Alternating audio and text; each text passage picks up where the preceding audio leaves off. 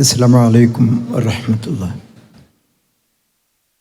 അൽഹംദുലില്ലാഹി റബ്ബിൽ ആലമീൻ വസ്സലാത്തു വസ്സലാമു അലാ അഷ്റഫിൽ മുർസലീൻ വഅലാ ആലിഹി വസഹ്ബിഹി അജ്മഈൻ. ആദരണീയരായ നമ്മുടെ അതിഥികളെ, നേതാക്കന്മാരെ, സഹോദരി സഹോദരന്മാരെ,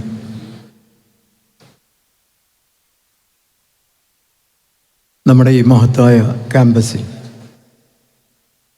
ഒരുപാട് കൊല്ലങ്ങളുടെ ഓർമ്മകൾ ഈ ഒരു പവിത്രമായ സന്ദർഭത്തിൽ എന്നെ ഉത്തേജിപ്പിക്കുകയാണ്. ഏറെക്കുറെ ഇതിൻ്റെ തുടക്കകാലം മുതൽക്ക് തന്നെ നമ്മുടെ മഹത്തായ ഈ ആദർശ പ്രസ്ഥാനത്തിൻ്റെ ഓരത്ത് നിന്നുകൊണ്ട് സഞ്ചരിക്കാൻ കഴിഞ്ഞ ഒരു വ്യക്തിക്ക് എന്നുള്ള നിലക്ക് കഴിഞ്ഞ നാളുകളിലേക്ക് തിരിഞ്ഞു നോക്കുമ്പോൾ അഭിമാനാർഹമായ നേട്ടവും നമ്മുടെ കാത്തു സൂക്ഷിപ്പുകളും എൻ്റെ ഓർമ്മയിലേക്ക് വരുന്നു. മഹാന്മാരായ നമ്മുടെ പണ്ഡിതന്മാരെ ഈ രംഗത്ത് എല്ലാ പ്രതിബന്ധങ്ങളും പ്രതിസന്ധികളും നേരിട്ടുകൊണ്ട് ഒരു സമൂഹത്തെ വളർത്തിയെടുക്കാൻ അനിവാര്യമായ ഘടകങ്ങൾ എന്താണ് എന്ന് ചരിത്രത്തിൻ്റെ പാഠം ഉൾക്കൊണ്ടുകൊണ്ട് തയ്യാറായ നമ്മുടെ മഹാരഥന്മാരായ പണ്ഡിതന്മാർ. ഒരു കാര്യം നാം ഓർക്കേണ്ടത്, പ്രവാചകൻ സല്ലല്ലാഹു അലൈഹി വസല്ലം നമ്മെ ധരിപ്പിച്ച മഹത്തായ ഒരു പാഠമുണ്ട്. ലാ യുസ്ലഹു ആഖിറു ഹാദിഹിൽ ഉമ്മ ഇല്ലാ ബിമാ അസ്ലഹ ബിഹി അവ്വലുഹ. ആദ്യകാല ചരിത്രത്തിൽ ഒരു സമൂഹത്തിൻ്റെ പരിഷ്കരണവും നവോത്ഥാനവും വളർച്ചയും എങ്ങനെയാണോ ഉണ്ടായത് അതിലേക്ക് തിരിച്ചു പോയാൽ മാത്രമേ നമ്മൾക്ക് വന്ന അപജയങ്ങളെ അതിജീവിക്കാൻ നമുക്ക് സാധിക്കുകയുള്ളൂ എന്നാണ് അതിൻ്റെ അർത്ഥം. എന്തൊന്നിൽ നിന്നാണോ ഈ വളർച്ചയുണ്ടായത്, എന്തെന്നാണോ ദൈവിക മാർഗദർശനത്തിലൂടെ നമ്മുടെ പ്രബോധനത്തിൻ്റെ മാനദണ്ഡമായി അംഗീകരിക്കപ്പെട്ടത്, അത് എന്ന് അതിലേക്ക് തിരിച്ചു പോകുന്നുവോ അന്ന് മാത്രമാണ് ഈ സമുദായത്തിന് വിജയം ആവർത്തിക്കാൻ സാധിക്കുകയുള്ളൂ എന്ന വളരെ ഉന്നതമായ ഒരാശയം നിലനിർത്തിക്കൊണ്ടാണ് നമ്മുടെ മഹാപണ്ഡിതന്മാർ ഇത്തരം സ്ഥാപനങ്ങൾ ഉണ്ടാക്കിയത്. നിങ്ങളിന്ന് ഓർത്തു നോക്കൂ, ഈ നാട്ടിൽ നടന്ന നവോത്ഥാന പ്രവർത്തനങ്ങൾ എന്തുമാത്രം ത്യാഗങ്ങൾ സഹിച്ചുകൊണ്ടാണെങ്കിലും ഒരാളിൽ നിന്ന് തുടങ്ങി സമൂഹത്തിലെ എല്ലാ ആളുകളെയും വശീകരിക്കുമാറ് ശ്രദ്ധേയമായ സ്ഥാപനങ്ങളും അതിലെ വൈജ്ഞാനിക വിപ്ലവങ്ങളും അതിന് സമൂഹത്തിൽ വരുത്തിയ മാറ്റങ്ങളും അഭിമാനാർഹമായ തലമുറയെ സംരക്ഷിക്കാനുള്ള ബാധ്യത തീർക്കലുമെല്ലാം ഇന്ന് നാം തിരിഞ്ഞു നോക്കിയാലേ നമുക്ക് മനസ്സിലാവും. വിശുദ്ധ ഖുർആൻ എന്നും ഓർമ്മപ്പെടുത്തുന്ന ഒരു കാര്യമുണ്ട്. ഖുർആനിൽ 25 പ്രവാചകന്മാരുടെ ചരിത്രം ഉണ്ട് എന്ന് നമ്മൾ പറയാറുണ്ട്. യഥാർത്ഥത്തിൽ 25 പ്രവാചകന്മാരാണോ ഉണ്ടായിട്ടുള്ളത്? അല്ല. മനുഷ്യ സമൂഹത്തിൻ്റെ തുടക്കം മുതൽ ഒന്നാമത്തെ മനുഷ്യൻ മുതൽക്ക് പ്രബോധകനാണ്, പ്രവാചകനാണ്. അനന്തരമുള്ള കാലഘട്ടങ്ങളിൽ എപ്പോഴെല്ലാം അതിന് ച്യുതി സംഭവിക്കുന്നു, അതിൻ്റെ വിശ്വാസത്തിന്, അതിൻ്റെ ആചാരങ്ങൾക്ക്, നേർമാർഗത്തിൽ നിന്ന് മനുഷ്യൻ എപ്പോഴെല്ലാം വ്യതിചരിക്കുന്നുവോ അപ്പോഴെല്ലാം പരിഷ്കർത്താക്കൾ എന്നുള്ള നിലക്ക് പ്രവാചകന്മാരെ ദിവ്യത്വം കൊണ്ട് അല്ലാഹു തആല അനുഗ്രഹിക്കുന്നു. അങ്ങനെയാണ് ഓരോ ഖൗമിലേക്കും ഓരോ സമൂഹത്തിലേക്കും അവരിൽ നിന്ന് പ്രബോധകരെ ഉണ്ടാക്കുന്നത്. ഓരോ പ്രദേശത്തു നിന്നും ആ പ്രദേശത്തു നിന്ന് പ്രവാചകന്മാരുണ്ടാക്കുന്നത്. ഒരേ കാലഘട്ടത്തിൽ വ്യത്യസ്തരായ പ്രവാചകന്മാർ ദഅവത്ത് നിർവഹിക്കപ്പെടുന്നതായ സാഹചര്യങ്ങൾ ഉണ്ടായിട്ടുണ്ട്. ഒരേ സമുദായത്തിൽ ഒന്നിലധികം പ്രവാചകന്മാരെ ഒരേ സമയത്ത് പ്രബോധകരായി അള്ളാഹു നിയോഗിച്ചിട്ടുണ്ട്. അതിൻ്റെ അർത്ഥം പ്രബോധനത്തിൻ്റെ നൈരന്തര്യം അതിവിടെ നിലനിൽക്കണം. അതില്ലാതെ പോയാൽ ഒരു സമൂഹം നശിക്കും. ആ പ്രബോധനത്തിന് ഉത്കനമുള്ള വിജ്ഞാനമുള്ള ആളുകളെ സംരക്ഷിച്ച് വളർത്തിക്കൊണ്ടുവരേണ്ട ബാധ്യത നിർവഹിക്കുന്ന സമൂഹത്തിന് മാത്രമേ വിജയിക്കാൻ സാധിക്കുകയുള്ളൂ. അതാണ് നമ്മുടെ നാട്ടിൽ ഇന്ന് ലോകത്ത് ഏറ്റവും മാതൃകാപരമായി മുസ്ലിമീങ്ങൾ ജീവിക്കുന്ന ഒരു നാട്. വളരെ ഉന്നതമായ മതേതര ജനാധിപത്യ സംവിധാനം ഭരണഘടനയായി അംഗീകരിച്ചു കൊണ്ടുള്ള ഒരു രാജ്യം. അതിൻ്റെ മഹത്വമെല്ലാം ഇപ്പോൾ നമ്മൾ സമൂഹത്തിനെ ബോധ്യപ്പെടുത്തേണ്ടതാണ്. നിങ്ങൾ ഓർക്കണം, ഈ ഒരു സാഹചര്യം ഉണ്ടാകാനാണ് മഹാനായ പ്രവാചകൻ തൻ്റെ ജീവിതത്തിലെ ആദ്യ കാലഘട്ടത്തിൽ അനുഭവിച്ച ത്യാഗങ്ങൾ, സ്വന്തം നാട്ടിൽ സ്വന്തം രക്തബന്ധമുള്ള ആളുകൾക്കിടയിൽ ദഅവത്ത് നടത്തിയപ്പോൾ ഉണ്ടായ അനുഭവങ്ങളും ആ നാട് വിട്ടുകൊണ്ട് രാത്രി സഞ്ചരിച്ച് പകലൊളിച്ചിരുന്നു കൊണ്ട് ഹിജറ നടത്തി യസ്രിബ് എന്ന് പറയുന്ന അങ്ങ് അകലെ 400-ലധികം കിലോമീറ്റർ അപ്പുറമുള്ള ഒരു പ്രദേശത്തേക്ക് അഭയാർത്ഥി എന്നുള്ള നിലക്ക് തന്നെ രക്ഷ തേടി പോകാൻ കാരണം നിമിത്തമായത് എന്താണ് എന്ന് നിങ്ങൾ ഓർക്കണം. അതിന് ഒരു സന്ദർഭങ്ങളിൽ നമ്മുടെ ഖുർആനും സുന്നത്തും നമ്മുടെ വിശ്വാസങ്ങൾ, നമ്മുടെ തൗഹീദ് ഒരു സമൂഹത്തിൽ ഉറക്കെ പറയാനുള്ള സ്വാതന്ത്ര്യത്തിന് വേണ്ടിയാണ് പ്രവാചകൻ പോയത്. അവിടെ ചെന്ന് മദീനയിൽ ചെന്ന് തൗഹീദ് പ്രസംഗിക്കുന്നതിന് പകരം അവിടുത്തെ ജനങ്ങളിൽ സമാധാനപരമായ അന്തരീക്ഷമുണ്ടാക്കുകയും ഐക്യമുണ്ടാക്കുകയും നമ്മുടെ സമാധാനം ഈ നാട് നിലനിൽക്കേണ്ടത് വ്യത്യസ്ത അഭിപ്രായങ്ങളും ആദർശവും ഉള്ള ആളുകൾ തമ്മിലുള്ള ഐക്യമാണ് എന്ന് തിരിച്ചറിവുണ്ടാക്കുകയും ചെയ്തുകൊണ്ടാണ് പ്രവാചകൻ ദഅവത്തിൻ്റെ ആദ്യപടി നിർവഹിച്ചത് എന്ന് നിങ്ങൾ ഓർക്കണം. എന്നാൽ നമ്മളിൽ പലരും വളരെ ചുരുക്കം ആളുകളെ സ്വാതന്ത്ര്യത്തിൻ്റെ മുമ്പ് ജനിച്ചവരായിട്ടുണ്ടാവുള്ളൂ. ബാക്കി ഇതിലെ മഹാഭൂരിപക്ഷവും ഇന്ത്യ സ്വാതന്ത്ര്യം നേടിയതിന് ശേഷമാണ് ജനിച്ചത്. ആ ഇന്ത്യ സ്വതന്ത്രയായതിൽ മാത്രമല്ല നമ്മുടെ അഭിമാനമുള്ളത്. അതിനുശേഷം ഇവിടെ ഒരു വർഗീയതയും ഹിംസാത്മകമായ സമീപനങ്ങളും പരസ്പരം കലഹവും ഇല്ലാതിരിക്കാൻ ആദ്യമായി ഭദ്രമായ ഒരു ഭരണഘടന സൃഷ്ടിക്കുകയും നിർമ്മിക്കുകയാണ് ചെയ്തത്. ഇന്ത്യൻ സ്വാതന്ത്ര്യ സമരത്തിൻ്റെ തൊട്ട് അടുത്തുണ്ടായ സംഭവങ്ങൾ നിങ്ങൾ ഓർക്കണം. എന്തുമാത്രം നമ്മളെ വേദനിപ്പിക്കുന്ന രക്തച്ചൊരിച്ചിലാണ് പൂർവികന്മാർ അനുഭവിച്ചത്. സ്വാതന്ത്ര്യത്തിന് വേണ്ടി മുന്നിൽ നടന്ന മഹാത്മജിയെ പോലെയുള്ള ആളുകൾ വധിക്കപ്പെട്ട സാഹചര്യം നിങ്ങൾ ഓർക്കണം. 10,000-കണക്കിന് ആളുകൾ രക്തസാക്ഷികളായ സന്ദർഭം ഉണ്ടാകണം. ഒരു രാജ്യത്തെ പിളർത്തി 2 വ്യത്യസ്ത രാജ്യങ്ങളാക്കി സമുദായത്തിൻ്റെ പേരിൽ വിഭജിക്കപ്പെട്ടു. ദുഃഖകരമായ ചരിത്രത്തിലുണ്ടായ സംഭവങ്ങളാണ്. അതിന് ശേഷം ഈ വിവിധ മതങ്ങളും ആദർശങ്ങളും കാഴ്ചപ്പാടുകളുമുള്ള, മതമുള്ളവരും ഇല്ലാത്തവരുമുള്ള ലോകത്തെ ഏറ്റവും ജനസംഖ്യയുള്ള പ്രദേശങ്ങളിൽ ഗണനീയമായ സ്ഥാനത്ത് നിൽക്കുന്ന ഇന്ത്യ രാജ്യത്തെ ഒന്നിച്ചു നിർത്താൻ ഉചിതമായ ഒരു ഭരണഘടനയെക്കുറിച്ച് ചിന്തിക്കുകയുണ്ടായി. എത്ര ആഴത്തിലും പരപ്പിലുമുള്ള ചിന്തയാണ് ഉണ്ടായിരുന്നറിയാമോ? ആ മഹാരഥന്മാരോട് നമ്മൾ കടപ്പെടണം. അവരെ മതം നോക്കിയല്ല, അവരുടെ രാഷ്ട്രീയം നോക്കിയല്ല, അത് രചിച്ച ആളുകൾ, ആ ഭരണഘടനക്ക് കൂടിയിരുന്ന ആളുകൾ ഇന്ത്യയിലെ സമുന്നത നേതാക്കളായിരുന്നു. രാഷ്ട്രീയ രംഗത്തും പരിഷ്കരണ രംഗത്തും സ്വാതന്ത്ര്യ സമര രംഗത്തുമെല്ലാം നിറഞ്ഞു നിന്നിരുന്ന ആളുകൾ. ഹിന്ദുവും മുസൽമാനും സിഖും ബൗദ്ധനും എല്ലാം മതവിഭാഗത്തിൽപ്പെട്ടവരും മതവിശ്വാസമില്ലാത്തവരും ഇവിടെ സമാധാനപരമായി ജീവിക്കണമെന്ന് അനുഭവത്തിലൂടെ അതിൻ്റെ കെടുതി ഇതില്ലാതിരുന്നാൽ ഉണ്ടാകുന്ന കെടുതികൾ നേർക്കുനേരെ കാണുകയാണ്. ആയിരങ്ങൾ കൊല ചെയ്യപ്പെടുകയാണ്, വടക്കേ ഇന്ത്യയിൽ രക്തം ചിന്തുകയാണ്. അങ്ങനെയുള്ള ഒരു സന്ദർഭത്തിലാണ് ഇന്ത്യക്ക് മഹത്തായ ഒരു ഭരണഘടനയ്ക്ക് രൂപം കൊടുക്കുന്നത്. ആ ഭരണഘടനയിൽ ആദ്യമായി അംഗീകരിക്കപ്പെട്ടത് എന്താണെന്ന് നിങ്ങൾക്ക് പലതും അവിടെ സമർപ്പിക്കപ്പെട്ടിരുന്നു. ഹൈന്ദവ നാട്ടിന് വേണ്ടിയുള്ള അതിൻ്റെ ഔദ്യോഗിക ഭരണഘടനയായി മാറ്റുന്നതിനുള്ള ശ്രമങ്ങൾ അക്കാലവും നടന്നിട്ടുണ്ട്.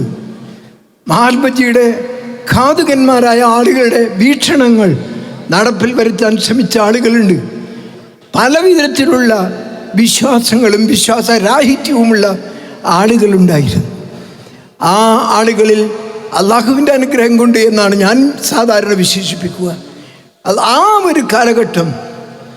ഒരു കാലഘട്ടത്തിൽ ഇന്ത്യ എന്ന് പറയുന്ന ഒരു മഹാസമൂഹം വിജ്ഞാന രംഗത്ത് അവർ പിന്നിലാണ്. ജാതീയതയും വർഗീയതയും നിറഞ്ഞു നിൽക്കുന്നു. മനുഷ്യനെ പരസ്പരം തൊട്ടുകൂടായ്മയും തീടിക്കൂടായ്മയും നിറഞ്ഞു നിൽക്കുകയാണ്.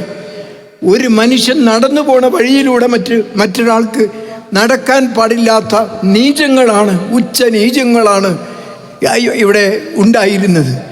മനുഷ്യനായി അംഗീകരിക്കുന്നില്ല. അന്നത്തെ ജാതീയതയും അന്നത്തെ വർഗീയതയും നാം ഇപ്പോൾ ഓർമ്മപ്പെടുത്തരുത് എന്നുകൂടിയാണ് എനിക്ക് തോന്നുന്നത്. അത്ര നികൃഷ്ടമായി മനുഷ്യനെ അംഗീകരിക്കാത്തവനായി ഇന്നും അത് തിരിച്ചു വരണമെന്ന് ആഗ്രഹിക്കുന്നവരുണ്ട്. പക്ഷേ അതിൻ്റെ മുന്നിൽ നമുക്ക് പറയാനുള്ളത്, മഹാനായ പ്രവാചകൻ മക്കയിൽ നിന്ന് ഈ വിഷമങ്ങളെല്ലാം അനുഭവിച്ച് മദീനയിലെത്തിയപ്പോൾ ആദ്യമായി ശ്രമിച്ചത് എന്താണെന്നറിയാമോ?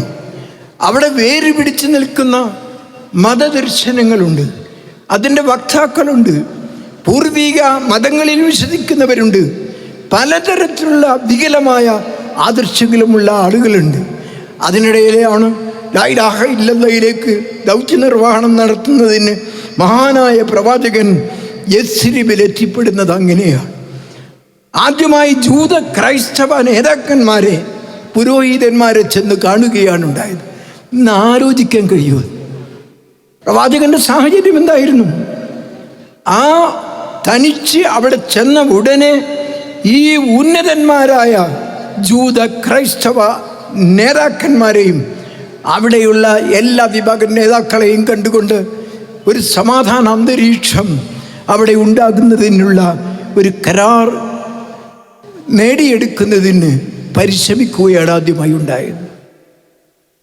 ജൂത ക്രൈസ്തവ സമൂഹത്തിലെ ബനൂ ഖുറൈള, ബനൂ ഖൈനുക, ബനൂ നദീർ തുടങ്ങിയിട്ടുള്ള ഗോത്രത്തലവന്മാർ, അവരുമായി പ്രവാചകൻ ആദ്യമായി സംസാരിക്കുകയാണ്. ഓരോരുത്തർക്കും അവിടെ വിശ്വാസം അനുസരിച്ച് ജീവിക്കാനും അത് പ്രബോധനം ചെയ്യാനുമുള്ള സമാധാന അന്തരീക്ഷം അവിടെ ഉണ്ടാകണമെന്നാണ് പ്രവാചകൻ ആഗ്രഹിച്ചത്. ഈ ഒരവസ്ഥ നമുക്കുണ്ടായിട്ടുണ്ടോ? ഇന്ത്യ സ്വാതന്ത്ര്യം നേടിയതിന് ശേഷം ജനിച്ച മഹാഭൂരിപക്ഷം ആളുകൾക്ക് അങ്ങനെ ഉണ്ടായിട്ടുണ്ടോ? ദൈവത്തിൽ വിശ്വസിക്കുന്നതിന് സ്വാതന്ത്ര്യമുണ്ട്. ഇവിടെ ഇല്ലെന്ന് പറയാൻ സ്വാതന്ത്ര്യമുണ്ട്. ഒരുപാട് ദൈവങ്ങളുണ്ടെന്ന് പറയാനുള്ള സ്വാതന്ത്ര്യമുണ്ട്. മതങ്ങളെ വേണ്ട എന്ന് പറയാനുള്ള സ്വാതന്ത്ര്യമുണ്ട്. ഈ സ്വാതന്ത്ര്യമാണ് ആദ്യമായി അംഗീകരിച്ച് കിട്ടേണ്ടത്. ഇന്ത്യ എന്ന് പറയുന്ന പവിത്രമായ ഭൂമിയിൽ അത് അംഗീകരിച്ച് കിട്ടുകയും അത് എല്ലാവരും ഭരണഘടനയായി അംഗീകരിക്കുകയും ചെയ്തുകൊണ്ട് ഒരു ലോകത്ത് ഒരു വലിയ മാതൃക ഇത് അമേരിക്കയിലില്ല, മറ്റ് പുരോഗമന രാഷ്ട്രങ്ങളിലൊന്നുമില്ല. ഈ സ്വാതന്ത്ര്യം നിങ്ങൾ നോക്കൂ, ഇവിടുന്ന് ബാങ്ക് കേൾക്കുന്നു, അവിടുന്ന് മറ്റ് ശങ്കുലികൾ കേൾക്കുന്നു, മറ്റേ ഭാഗത്തു നിന്ന് മറ്റു മതങ്ങളുടെ ആഹ്വാനങ്ങൾ കേൾക്കുന്നു. ഈ എല്ലാവരും തോളോട് തോൾ ചേർന്ന് നിൽക്കും. ഇവിടെ ചില ആളുകൾ സങ്കുചിത വർഗീയത പറയുമ്പോൾ ഇന്നും ഞെട്ടലോടുകൂടെ അരുത്, നിങ്ങൾ അതിലേക്ക് തിരിച്ചു പോകരുത് എന്ന് പറയുന്ന ശബ്ദമാണ് കേരളത്തിലെ ഏറ്റവും ശക്തമായി മുഴങ്ങി കേൾക്കുന്നത്. എന്ത് വർഗീയത വീണ്ടും കുത്തിപ്പൊക്കാൻ ശ്രമിക്കുന്ന ആളുകളെ അരുതെന്ന് പറയുന്ന ഓർമ്മപ്പെടുത്തലുകൾ ഇത്ര ശക്തമായി നിലനിൽക്കുന്ന ഒരു രാജ്യമുണ്ടോ? ഇന്ത്യയിൽ തന്നെ അതിൽ ഒന്നാം സ്ഥാനത്ത് കേരളമാണ് നിൽക്കുന്നത്. കേരളത്തിൽ എന്ത് വർഗീയ ഭിന്നതയുണ്ടാക്കാൻ ആര് ശ്രമിച്ചാലും അത് വിലപ്പോകാത്തത് നമ്മളൊക്കെ ജീവിതത്തിലെ അനുഭവങ്ങളല്ലേ. എത്ര കാലഘട്ടം ജീവിച്ചവർക്കും ഇതിന് അനുഭവങ്ങളില്ലേ? ഈ വൃത്തികെട്ട വിഭാഗീയതയുടെ, വർഗീയതയുടെ, തൊട്ടുകൂടായ്മയുടെ, തീണ്ടിക്കൂടായ്മയുടെ, മനുഷ്യനെ മൃഗത്തിന് തുല്യം പോലും അംഗീകരിച്ചു കൊടുക്കാത്ത, നശിപ്പിക്കാനൊരുങ്ങി ഹിംസാത്മകമായ സമീപനം സ്വീകരിക്കുന്ന ആളുകൾ അന്നും ഉണ്ടായിട്ടുണ്ട്, ഇന്നുമുണ്ട്, എന്നുമുണ്ടാകും. പക്ഷേ ഒരു പവിത്രമായ ഭരണഘടന ഇവിടെയുണ്ട്. അതിനെ പവിത്രമെന്ന് വിശേഷിപ്പിക്കണം. ഇത് അനുഭവിക്കുന്നവർക്ക് അതിൻ്റെ വിലയറിയുകയില്ല. ഓരോ രാജ്യത്തു നിന്ന് ആട്ടിപ്പായിപ്പിക്കപ്പെട്ട അഭയാർത്ഥികളായി കേന്ദ്രങ്ങളിൽ നിന്ന് നീറി മരിക്കുന്ന എത്ര പിഞ്ചോമനകൾ, എത്ര സ്ത്രീകൾ, എത്ര പുരുഷന്മാർ ഇന്ന് ലോകത്തുണ്ട്. ഭ്രാന്തമായ ഭരണകൂടങ്ങൾ ഒരു നിമിഷം കൊണ്ട് കയ്യേറി ആ നാട്ടിലെ പൗരന്മാരെ കടലിലേക്ക് തള്ളിവിടുകയും അഭയാർത്ഥി കേന്ദ്രങ്ങളിലേക്ക് കൊണ്ടുപോയിടുകയും അവിടുത്തെ പൗരത്വം നിഷേധിക്കപ്പെടുകയും ചെയ്യുന്ന എത്ര രാജ്യങ്ങളുണ്ട്. അതിൻ്റെ ഇടയിലാണ് മനോഹരമായി ബാങ്ക് വിളികൾ കേൾക്കുന്നു, ശംഖുവിളികൾ കേൾക്കുന്നു. ഓരോ ദൈവങ്ങളെയും വിളിച്ചുള്ള ആഹ്വാനങ്ങൾ നാം കേൾക്കുന്നു. ദൈവമില്ലെന്ന് പറയുന്നവരും സ്വതന്ത്രമായി ആ ദൈവത്തോട് യുദ്ധം ചെയ്യുന്നു. ഇങ്ങനെയുള്ള ഒരു സ്വതന്ത്ര രാജ്യം, ഒരു ഭരണഘടന, അതല്ലേ ഏറ്റവും അനുഗ്രഹമായിട്ടുള്ളത്. ഞാൻ എൻ്റെ വാക്കുകൾ ചുരുക്കുകയാണ്. ആ ഒരു സ്വതന്ത്ര ഈ ചിന്ത ഇവിടെ നിലനിർത്താനും അവനവൻ്റെ ജീവനേക്കാൾ വിലമതിക്കുന്ന ആദർശവും സ്വാതന്ത്ര്യവും അംഗീകരിച്ചു കിട്ടാനും ഏറ്റവും അധികം പ്രവർത്തിക്കുകയും പ്രാർത്ഥിക്കുകയും ചെയ്യേണ്ട ഒരു ഘട്ടത്തിലാണ് ഇന്ന് ഈ മഹാസമ്മേളനം ചേരുന്നത്.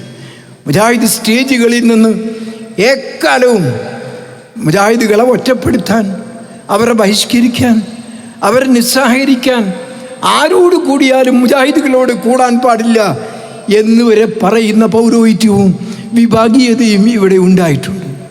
എന്നിട്ട് പോലും മുജാഹിദിൻ്റെ നാവിൽ നിന്ന് ഒരിക്കലും അതിന് തുല്യമായ വാക്കുകൾ അല്ലെങ്കിൽ ഒരു പ്രതിഷേധങ്ങൾ ഉണ്ടാവാറില്ല. ഈ പ്രവാചകൻ്റെ മാതൃക സ്വീകരിച്ചുകൊണ്ട് എല്ലാവർക്കും ഏറ്റവും അടിസ്ഥാനപരമായി ദൈവമുണ്ടെന്ന് പറയാനും ഇല്ലെന്ന് പറയാനുള്ള സ്വാതന്ത്ര്യം ഇവിടെ വേണം. പരസ്പരം ബോധവൽക്കരണം നടത്താനുള്ള സ്വാതന്ത്ര്യം വേണം. അത് ലഭിച്ച ഈ ഒരു മഹത്തായ ഭരണഘടന ഏറ്റവും കൂടുതൽ സംരക്ഷിക്കേണ്ട ഒരു കാലഘട്ടമാണ് എന്ന് ഞാൻ ഓർമ്മപ്പെടുത്തുകയാണ്. നമുക്കതിൻ്റെ ഗൗരവം മനസ്സിലാക്കുകയില്ല. ഇപ്പോൾ ഓരോന്നായി നിയമനിർമ്മാണ രംഗത്തും അതുപോലെയുള്ള ഭരണകൂടത്തിൻ്റെ കടുംപിടുത്തങ്ങളും ഒളിയമ്പുകളും വെച്ചുകൊണ്ട് സമൂഹത്തെ മുഴുവൻ ഭിന്നിപ്പിക്കാൻ ശ്രമിക്കുന്ന നമ്മുടെ ചില വളരെ പങ്കിലമായ വീക്ഷണമുള്ള കാഴ്ചപ്പാടുള്ള വ്യക്തികൾ ഭരണത്തിൽ നിന്ന് കേന്ദ്രത്തിലടക്കം എത്തിച്ചേർന്ന ഭരണകൂടങ്ങൾ ഇത്ര ബോധമില്ലാത്ത സമൂഹത്തെ നശിപ്പിക്കുന്ന തരത്തിലുള്ള വീക്ഷണങ്ങളുമായി നിൽക്കുമ്പോൾ നാം ഒന്നിക്കണം, നാം ഒന്നിച്ചു നിൽക്കണം. എല്ലാവരും ഈ മൗലികമായി നമുക്ക് അനുവദിച്ച് കിട്ടിയിട്ടുള്ള ഈ സ്വാതന്ത്ര്യവും ഭരണഘടനയും സംരക്ഷിക്കപ്പെടാൻ അതിന് ആവശ്യമായിട്ടുള്ള നിലപാട് സ്വീകരിക്കണം.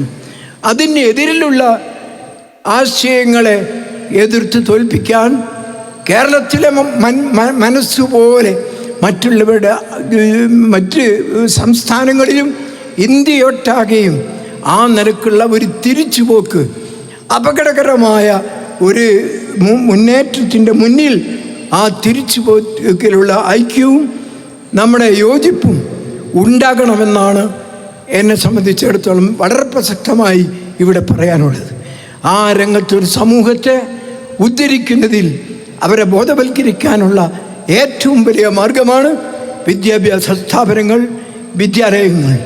ആ രംഗത്താണ് മുജാഹിദ് പ്രസ്ഥാനം ഏറ്റവും ശക്തമായി അല്ലമ ബിൽ കലം അല്ലമൽ ഇൻസാനം അലംയാലം എന്ന ഖുർആൻ്റെ പരിഷ്കരണം, സംസ്കരണം തുടങ്ങിയതുപോലെ വിദ്യാഭ്യാസ സ്ഥാപനങ്ങൾക്ക് മുൻതൂക്കം കൊടുത്തുകൊണ്ട് മുജാഹിദ് പ്രസ്ഥാനം, നമ്മുടെ പൂർവികരായ മഹാന്മാർ അതിനുവേണ്ടിയാണ് സ്ഥലം വഖഫ് ചെയ്തത്.